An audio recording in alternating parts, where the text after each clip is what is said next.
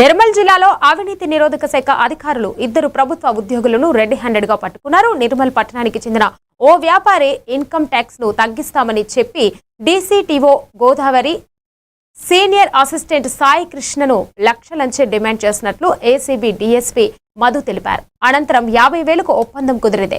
లంచం ఇవ్వడం ఇష్టం లేని వ్యాపారి ఏసీబీని ఆశ్రయించడంతో అధికారులు వలపన్ని కార్యాలయంలో 50,000 లంచం తీసుకుంటుండగా ఇద్దరిని పట్టుకున్నారు. నిందితులను కరీంనగర్లోని ఏసీబీ కోర్టులో హాజరుపరుస్తున్నట్లు అధికారులు తెలిపారు.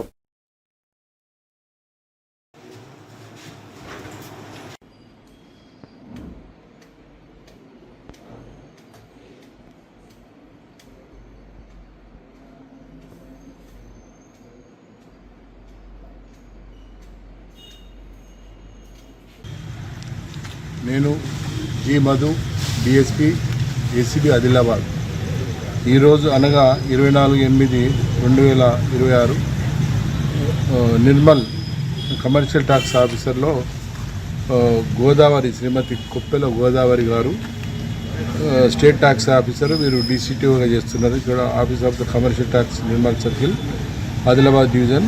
మరియు శ్రీ మంత్రి సాయి కృష్ణ గారు సీనియర్ అసిస్టెంట్, వారు కూడా ఇక్కడ పనిచేస్తారు.